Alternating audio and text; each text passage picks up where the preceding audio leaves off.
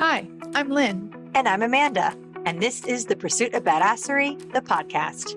This podcast is all about taking action and creating that badass business abundance and life that you want. Where we share stories, laughs, wins, and epic fails to show you the whole picture of the entrepreneurial journey. It's not just unicorns and rainbows, people. Jump on and follow us through this raw and witty roller coaster, where we get down and dirty and go behind the scenes of life and entrepreneurship.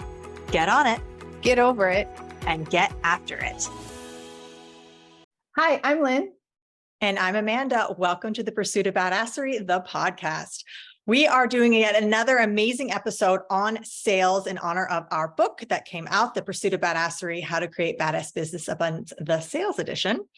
And we have another amazing guest with us. Adam Bude is here. He's an international published author. His book is actually The Art of Authentic Selling.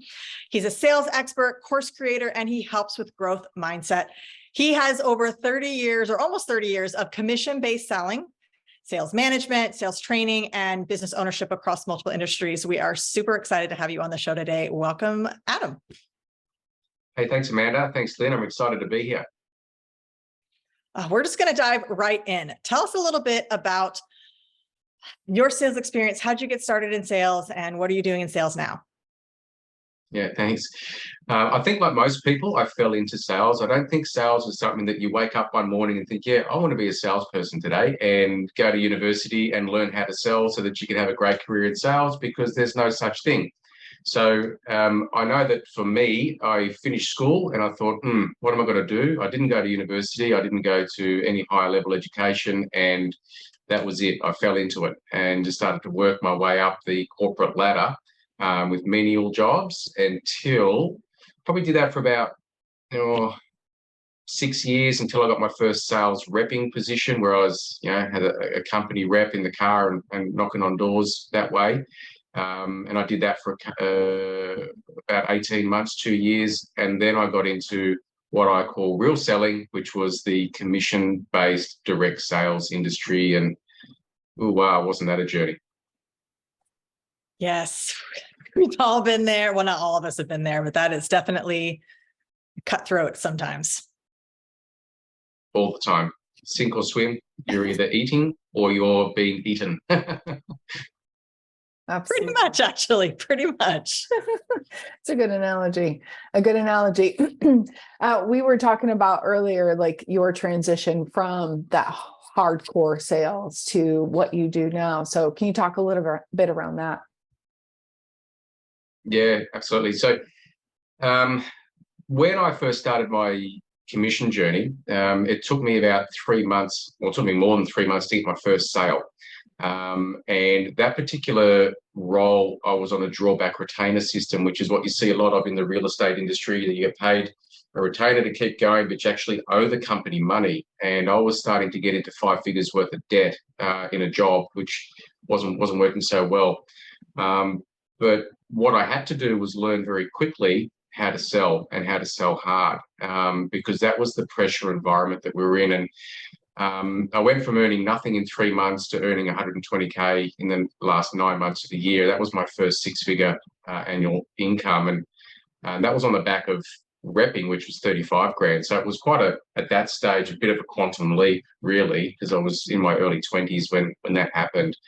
And I did direct sales for a long time, multiple industries, multiple sectors, face-to-face, over the phone. You can see me on stage, online. I mean, it really didn't matter whether I was selling wealth creation products, whether I was selling advertising, whether I was selling corporate stuff, whether it was to the tier one CEO levels, right through to mum and dad consumers. At the end of the day, sales are sales, and it's all the same. But I'd learned so much. Like, I got really heavily involved in NLP and become an NLP master, because I really wanted to understand how the human mind works, and how to really, connect with people on a subconscious level. I went through all of the, you girls might remember the Tom Hopkins, Brian Tracy, Zig Ziglar training, and then Anthony Robbins came in with all of his stuff, and it just kept going from one to another and reading book after book. I think I calculated recently, I've probably spent in excess of multiple six figures on education on how to get better in here. And it wasn't until I had my first six-figure commission month, which was 104,000 US. I'm obviously an Australian, you can tell by the accent. That was 142,000 Australian dollars at the time, that I realized that everything that I was doing was wrong. And when I say that everything that I was doing was wrong, it's a really interesting thing for people to listen to, because how many salespeople would aspire to have a six-figure month? You know, not a six-figure year, but a six-figure month.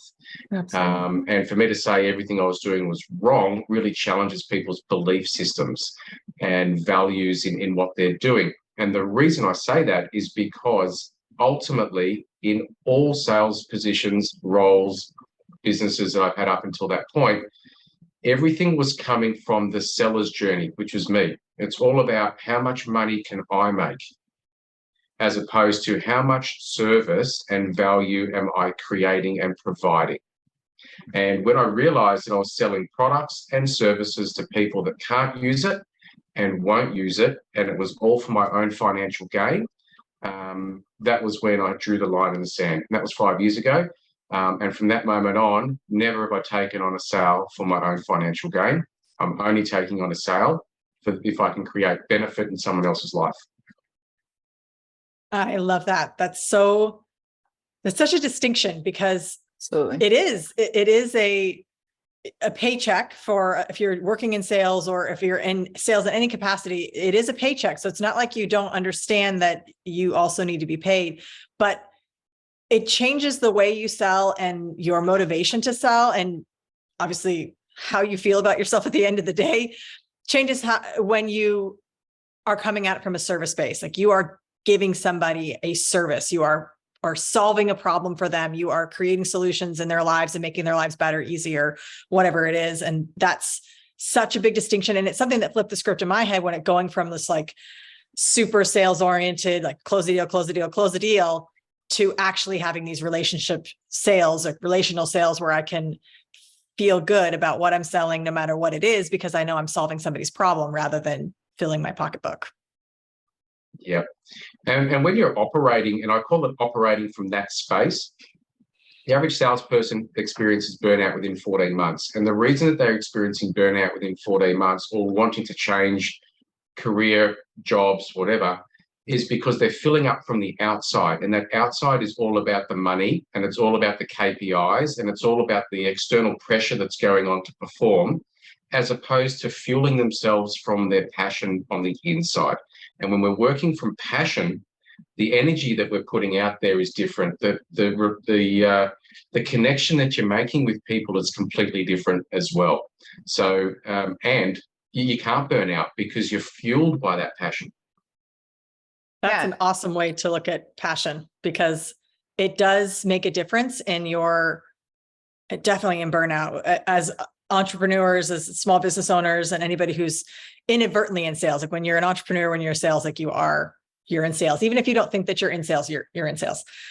And yeah, that burnout hits so much quicker, so much more quickly when you hate what you're selling, when you hate what you're doing. And when you have that passion and drive, that's how you can work longer hours and not really realize that you're working so much more because you have that passion for it.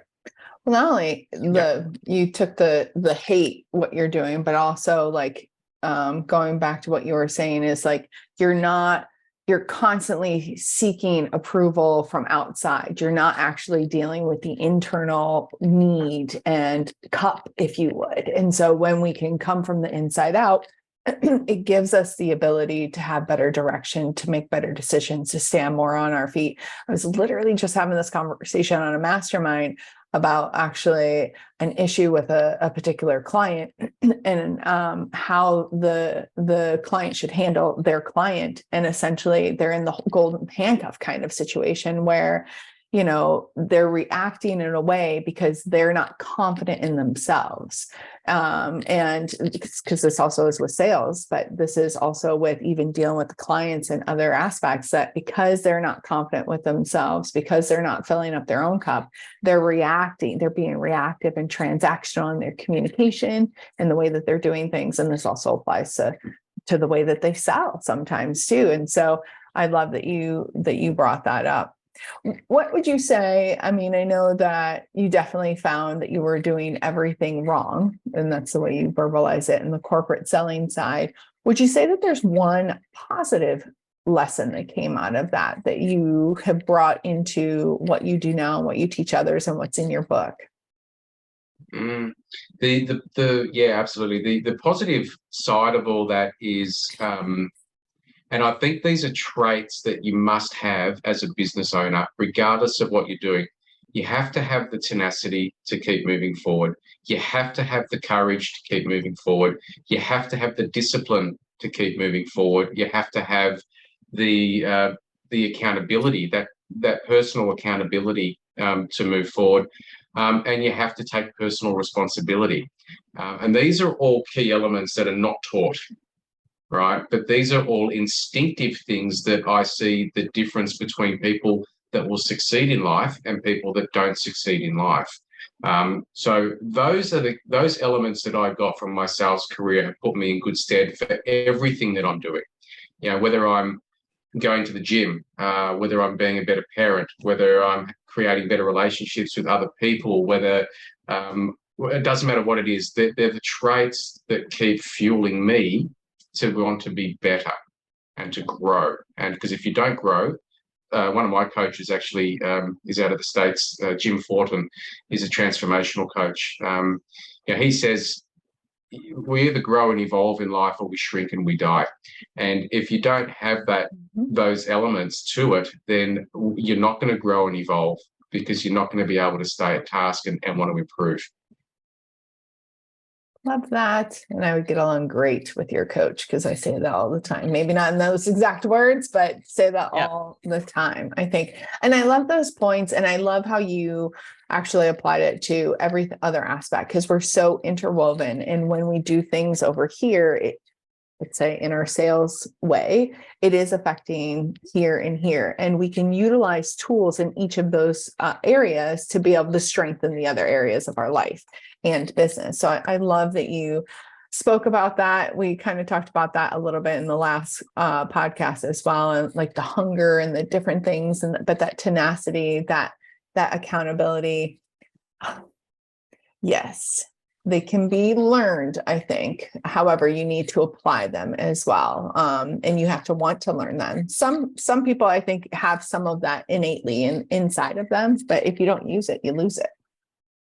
Yeah, 100%. Yeah, absolutely. So what's one piece of advice you would give someone about sales?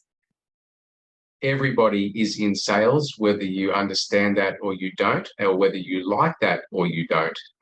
A sale is made in every conversation, and it's just a transaction. So the small business owners that I deal with really, in many cases, don't want to be seen as the salesperson, don't like to be known as the salesperson. They're too scared to sell, whatever the case may be. The reality is, if you are in business for yourself, you are your best salesperson, and you need to accept that that is the fact. So when you can accept that that's the fact, then you can get better at your craft, and then you can start to duplicate out, and that's where the growth will come. So accept it, acknowledge it, embrace it, and run with it, because doctors are salespeople. Lawyers are salespeople, accountants are salespeople. It doesn't matter. Sales is not what we do, but what people need to understand is that sales is actually an extension of who you are. And when we get better at becoming better people, we're going to be actually better as salespeople as a byproduct of that. So just enjoy that. 100% agree with that. I think that's one of the things that when I'm coaching some of my small business clients, they have such a hard time.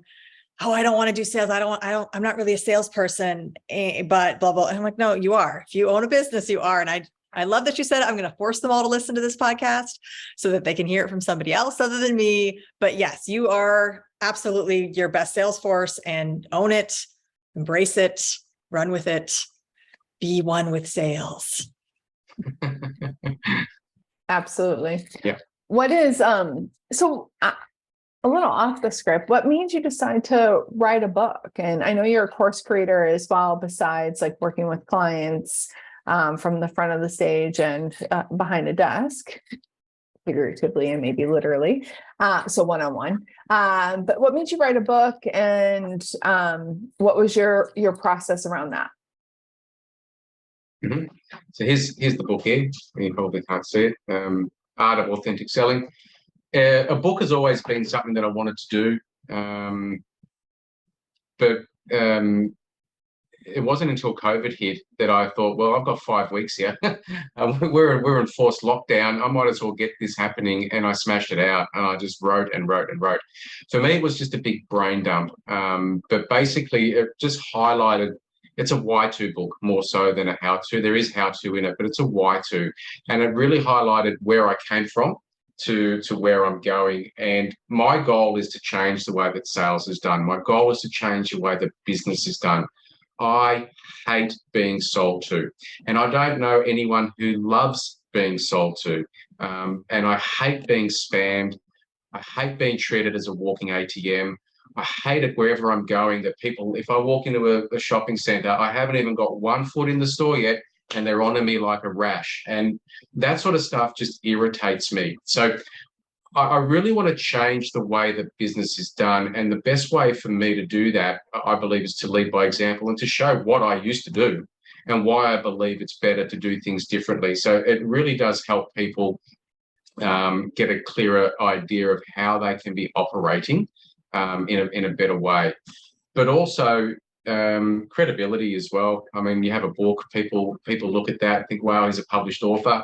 I didn't realize how much work was involved in writing a book. So I don't know if I'd do another one, because it was, I've read that book more times than I've read anything else in my life. And that was a lot of reading, just going over that over and over and over again. I thought, oh, is that any good now? Or should I get that whole chapter out? So, but yeah, it was a really good brain dump. And now it's a great business card everywhere I go. My book's with me, and it just gives me that little bit more credibility than Joe Blow that's going to teach people how to close a sale. Well, absolutely. Amanda and I are chuckling because we know it all so well, because we are about to launch the second book and we have a few more coming out. But I think Amanda definitely read our first book a lot more than I did. So many times. So many times. Like, I just want to stab out my eyes. However, I love that you talked about that too, because it is a leverage of you. It is a credibility. It does help also build the relationships, because people can see behind the scenes. They see that you're putting things out there. They see like you're being authentic and transparent in like, hey, this was how I was doing things. And this is why this is why I went this way. And I think that just adds, it is in alignment and adds to who you are and what you're doing now. So I love that. And I think that that's important to note. Absolutely. Yeah. And it also highlights your vulnerability as well. Absolutely. Vulnerability is important, huh, Amanda? I know. That's my least favorite part of it. My least favorite part. Thanks for bringing that up there, Adam. Least favorite part, the vulnerability. But it is true. I mean, it does. And it's also just, even if you're not talking about the stories that you put in the book, throwing yourself out there and something that you've written into the world is a huge vulnerability. Like, I hope people don't hate me. I hope I don't suck. I hope, all the things you think randomly at 2:00 in the morning that come out of your head. But in continuing, so in your sales process, is there anything that you feel like is your favorite part of sales or your least favorite part of sales or the sales process as you have developed it now? Yeah, look, my favorite part is what I do now, Amanda, is I take something to a different level. Before, and you touched on this, Lynn, get the lead, close the lead, move on. Get the lead, close the lead, move on. Find the lead, close the lead, move on. It doesn't matter how it's done in the direct sales world, but it's 100% transactional. And I call that the industrial age of selling. The Rockefellers brought that up with the education system. Everybody's been indoctrinated into this system of slavery, and it's routine, it's mundane, and this is how it is. When we're moving into the new age of selling, which is the relationship stuff that we're talking about today, what we see is businesses like you have your business, I have my business. Today, we're collaborating for the greater good of an audience, yeah? And that's beautiful. That's where magic happens, through collaboration. But what the companies and what the businesses have forgotten is that we actually are collaborating with our clients as opposed to closing our clients. And when we're in a space of collaborating, like I've got two clients that are coming to me in the next week to do a sales strategy session with them. And they said, what are we going to do in that session? And I said, we are going to collaborate. I'm not going to tell you A, B, C, D, go and do this. We're going to put together something that has your input, that has my input, and we're going to create something that you can grab and you'll be comfortable taking away and doing. So that collaboration with clients is something that the business world does not do, because they're focused on selling, closing, money in the bank. But what I love about sales is the collaborating, because then I feel like I'm part of their journey. I feel like I'm contributing to their journey. I feel like I'm adding value to their journey and I'm making a difference to their lives. When I finish working in that space, I am buzzing, because I'm just so full of energy from what we've been able to create, as opposed to closing, ticking that off the board and moving on to the next prospect. So that element of the sales process to me is really fun. Prospecting is really boring. Like, I hate prospecting. I've never enjoyed prospecting. I know there's people out there that are prospecting animals and they thrive on the hunt. But I don't thrive on the hunt. I thrive on the collaboration when people are coming to me and people are saying, Adam, how do we do this? Great. Let's put the hat on and let's get to work and let's make something magical happen. That's fun.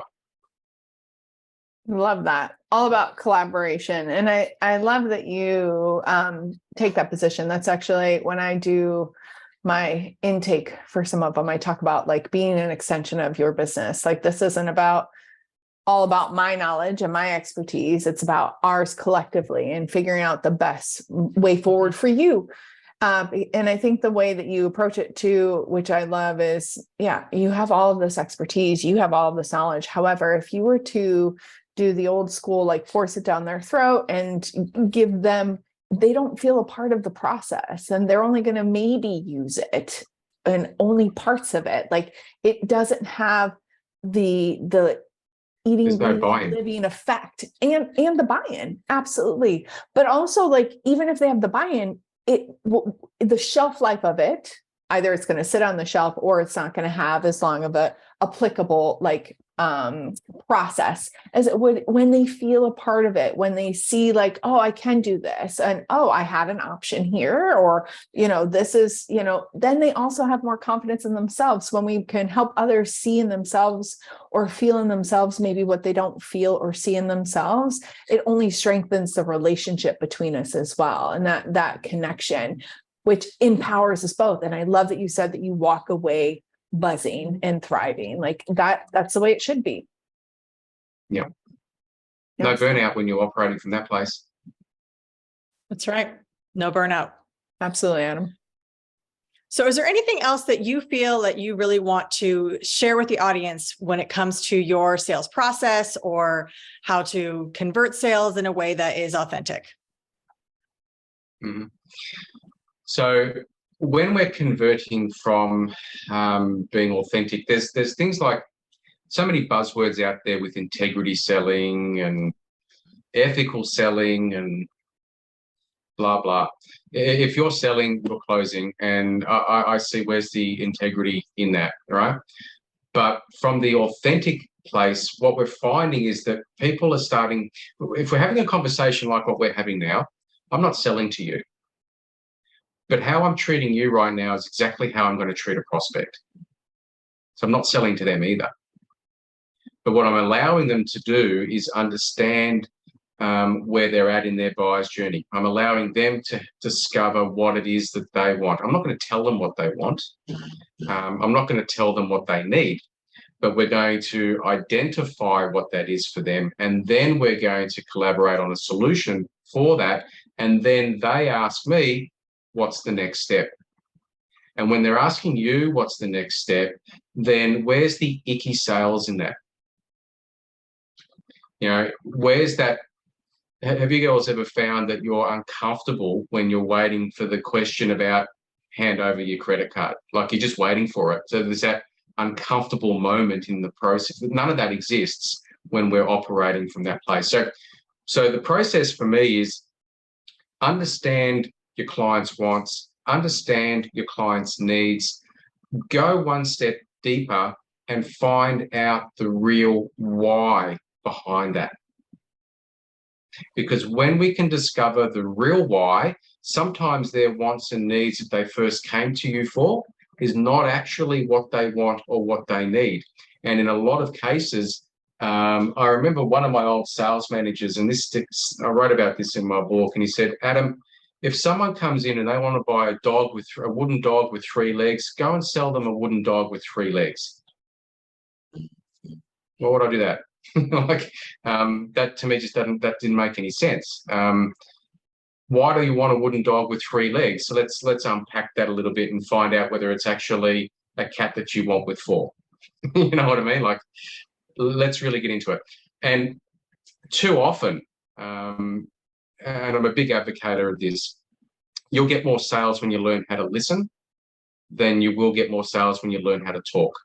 And these fast-talking salespeople that promise the world and under-deliver is the reason why there's no trust out there for people in the business world right now, because they've been bullshitted to for so long by so many.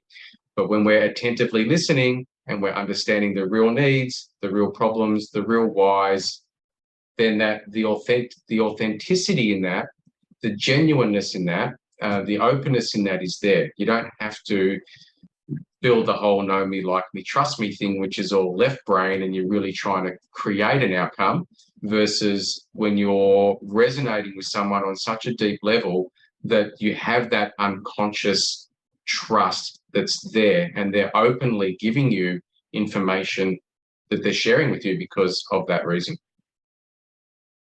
Love it. That I feel like sums it up right there. Love that. Absolutely. So how Adam, is there anything else, Lynn, that you wanted to ask before we wrap up? I know we're at time.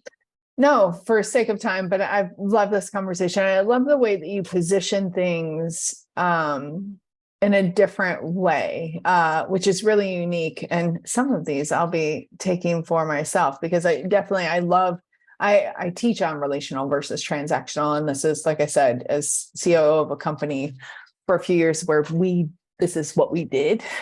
This is the trainings that we had, train the trainers and all of that is, I love the way that you position certain phrases and different things, because it does take it back more to the deeper level and the real, like the human connection, which I love, and that humanity part and that soulship, which speaks highly to me. So I really appreciate you being on today, Adam, hands down.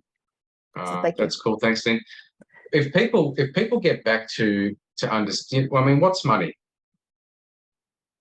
Money is just a byproduct of service. That's it. We attach so much more emotion onto money than is what's necessary. It's just a byproduct of the service that we provide. So when I'm talking about understanding the buyer's journey, not the seller's journey, we have our KPIs, we've got our targets, we've got our metrics, we've got all these different things that we need to do to hit the goal. But if we're operating from that place, then our buyers know that we do not have their best interests at heart, because energetically they feel it. Human beings are energetical creatures. Now, I learned Reiki. I'm a Reiki master, and I understand energy very, very well. And I understand subconscious connection. And I teach about rapport building in my training. I mean, you know what rapport is, yeah? Mm-hmm. Rapport is just basically where you have an unconscious connection with someone that you're not even aware why you have that. I'll give you an example. We've all walked into a room full of people, and you look in the left corner of the room and there's a group of people, and you look in the right corner of the room and there's a group of people. And at that moment, we're making a decision as to which corner of the room we're going to go to if we don't know anyone in there. Why do we go one way and not the other? We don't know them. But what it is we have an energetical connection. We feel more comfortable in a certain area than we do feel in another area. So we as human beings will gravitate to where we're more comfortable. Right? Speaking my language. So if we not your language, yeah. So when we're working from our gut, and we're working from that energetical connection where we're resonating with another human being, as opposed to our mind where we're forcing a connection with another human being, then the interaction that we're going to have is completely different.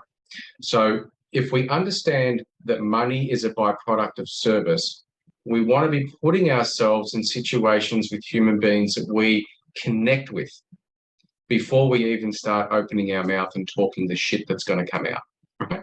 And when we're doing that in a business environment, it's really easy to have much greater conversations with people where you feel more comfortable than it is to have conversations with people that you don't. So if we're operating from the buyer's journey instead of the seller's journey, if we're operating from service instead of KPI, and we're operating from adding value, not taking money, then not only will you get more sales, you will absolutely increase your sales conversion rates significantly. You will then have long-term client retention. Too often people are focused on getting the deal instead of how long can we be working together.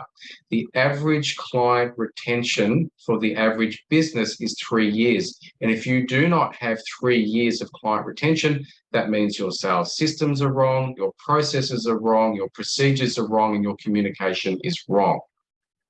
But not only that, when the referral business comes is only when that person is prepared to buy again.